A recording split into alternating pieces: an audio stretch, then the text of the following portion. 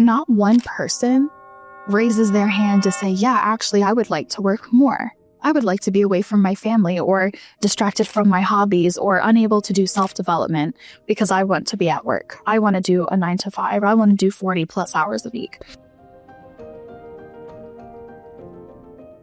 Hi, welcome back to my channel. This is No Brains Land, and I'm your host, Ashley Rodriguez. If you can't tell, I am getting so much more comfortable here in front of the camera in the office studio. We have the yellow lights going today, and today's topic I'm really excited about. I just feel completely fired up.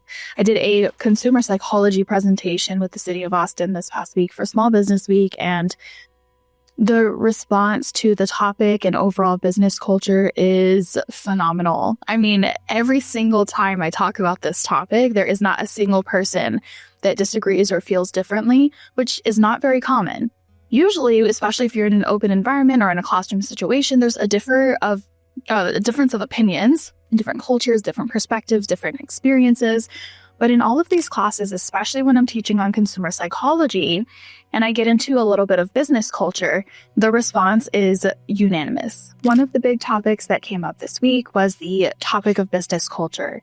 And one of the gentlemen in my class, he has an HVAC company, and they used to go door to door. With a company like that, I typically recommend, especially if they're starting out or if they need to build a customer list, to really hone in on just a few zip codes, get to know them, build relationships and word of mouth opportunities with those zip codes, and then allow that to spill over and go outward. Well, unfortunately, in today's world, door to door just does not work that well. And here's why. When we opened up the doors to the business culture that we have today, most people, most professionals that are working do not work in or with people in their neighborhood or even in their immediate surroundings. It's more likely today that we're commuting 20, 30 minutes away, or we're working in a remote environment.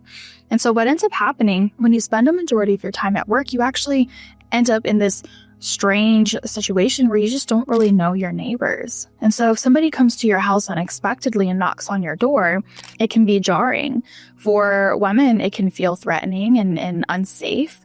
It really just depends on who is behind the door and who is doing the knocking. I know even for myself, especially if I have my kiddos home, I will not answer the door if I'm not expecting somebody. And on the rare occasion that we do, I typically will only open the door if the person knocking steps far enough away that I know they're not a threat. It's really unfortunate that we live in that world today, but we have to understand where that is coming from. And everything relates back to our business culture. I say this again and again, and that is why I'm so passionate about it. Because if you think about the one thing that unites us all, the one common experience that we all have a share in is that we have to exchange our skills and our time for currency, right? We're working. We have to work in some capacity to bring in resources and to bring in currency and to bring in the life that we want. Because of that, and because of where our business culture has gone, we've been able to open the door to global connections and increase our capacities for revenue.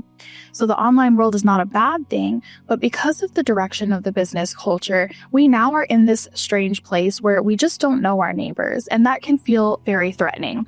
It's also a huge contrast to how it used to be, where everybody knew the local townsmen, the local smiths, right? The local merchants that would make textiles.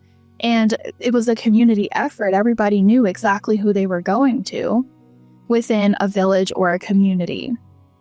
We just don't have that today. In fact, most often we have the opposite, where neighborhoods can be very critical of small businesses opening nearby and ultimately run them out of business if they don't like something. And I've seen that happen multiple times.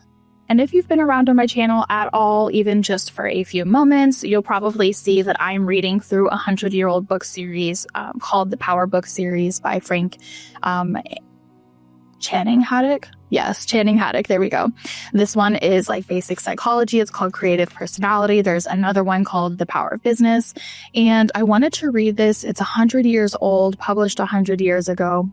I wanted to read this because I wanted to understand from the perspective and the mouths and the thought processes of those 100 years ago where the business culture we have today really started. And I'm not talking about the digital space. I'm talking about the way that we structure our business models. My master's degree is in IO psychology, so there's a lot of overlapping here between my personal experiences and what I've grown to take an interest in. And the reason I've become so passionate about this, I completely feel like it's in alignment with what my calling is to help advocate for a change in business culture.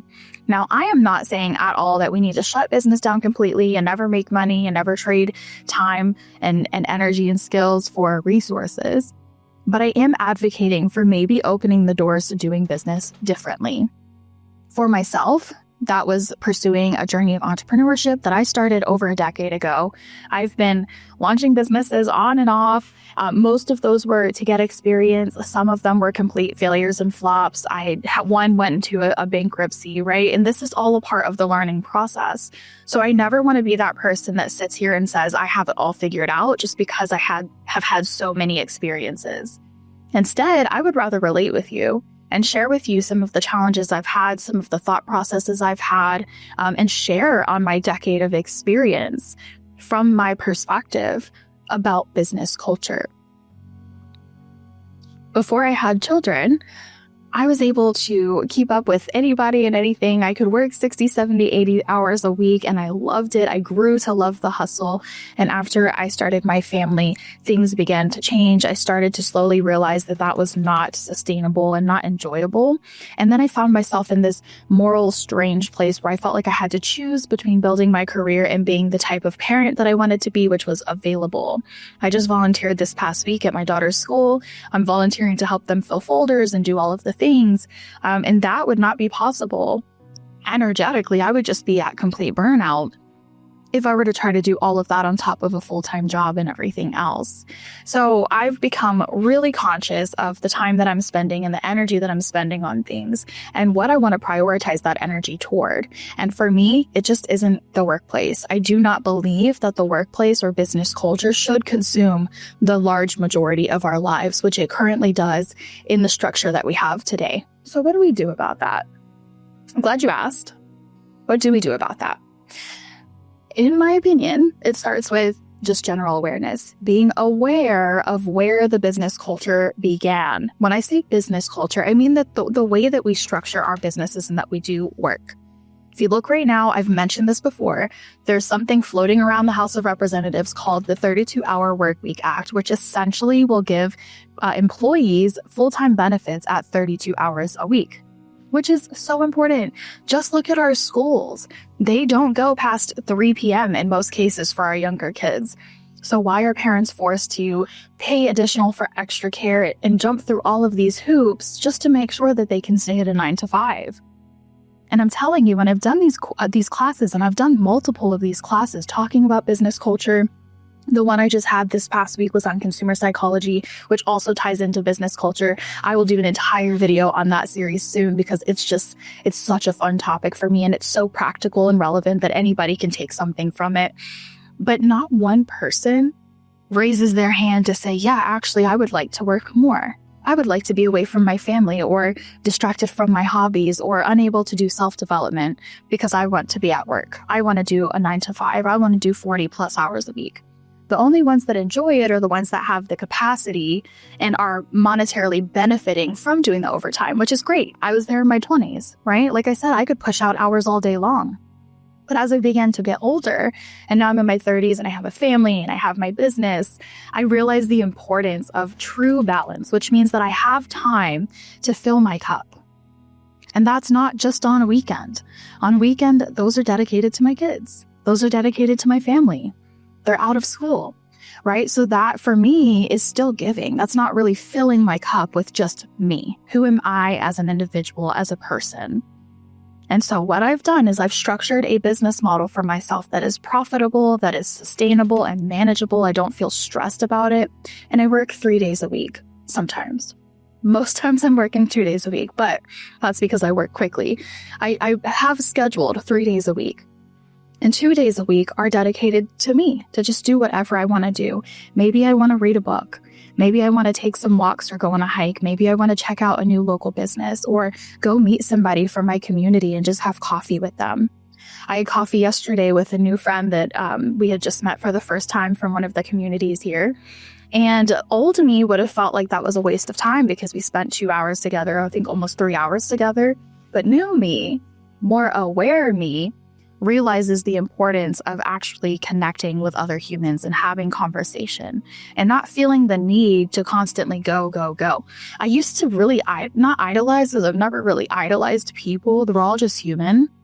But I used to really look up to people like Gary Vee or Grant Cardone or the Alex Hormozis, not necessarily them, right? But just those kind of caricatures of what success looked like. I used to look up to that as, oh, that's what success looks like. It looks like more hard work to get more earned income.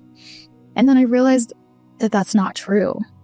And that as I became more aware of what I needed to be in alignment with myself and my desires and my needs, that when I look at their conversations now, when I look at their videos, when I look at what they're purporting out there in the online space, to me, it's like magnetism, but it repels me away. It's like it repels me away because it's not in alignment with me and what I want. So what I like to say is that there's never just one way to do something. There's just a way, and you have to find the way that works for you. If you don't have a family or other obligations or other interests, and you can push out 50, 60, 70 hours a week and you love it, stay doing that. Nobody's taking that away. But I know for a large majority, every single individual that I've been able to speak to on this topic, they love the idea of having time away from work so that they can work on themselves, so that they can be there for their families. And you might be feeling the same way. So on this channel, all I talk about is humanizing business. I come from the perspective of spiritual energy. I also come from IO psychology, which is my master's degree. I also come from personal experiences. And being able to advocate for what I've seen in the workforce.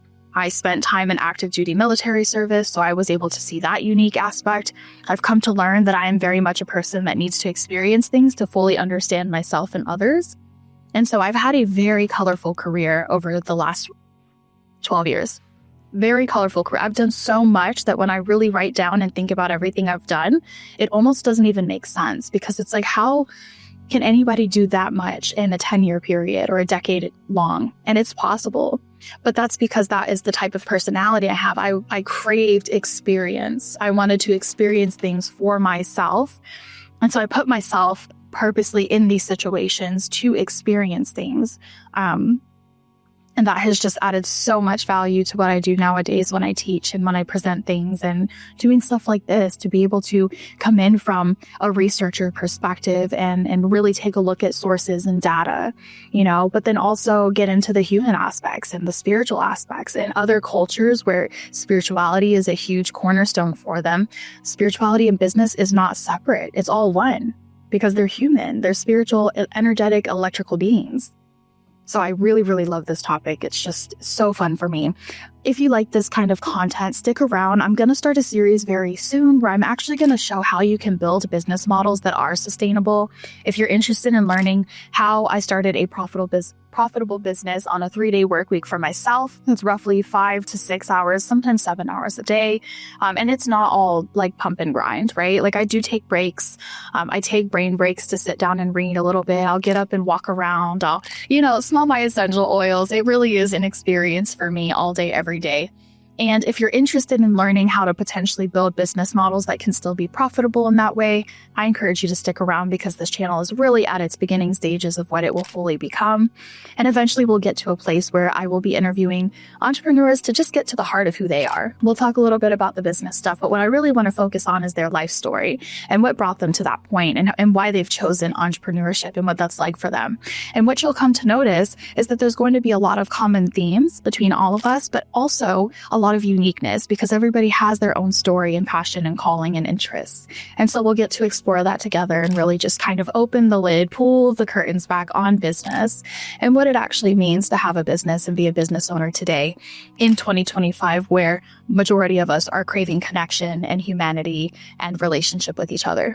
All right, that ends it for today. Loved this chat with you. If you enjoy this content also, please share with somebody, save it, give a subscribe or a follow. It's all free and it helps more than you know, because this kind of content is really a hot topic lately. It's emerging, and I would love to be a voice in your corner, just one of the many voices encouraging you and pushing you in whatever direction feels aligned for you. So again, I am a proponent of there's never one way, there's just a way. And I do believe that we need a diversity of options in the workforce. That's why so many are leaving the workforce and calling it the mass resignation. It's not that everybody wants to be an entrepreneur, I'll tell you that. It's just that people are craving their own creative opportunities and innovation and ownership of what they're building in this life and contributing to their life. So if that feels great to you, stick around. I post videos every single week. I have a lot of playlists, so you can really find the playlist that works and vibes with you and stick to it. I'll see you in the next video.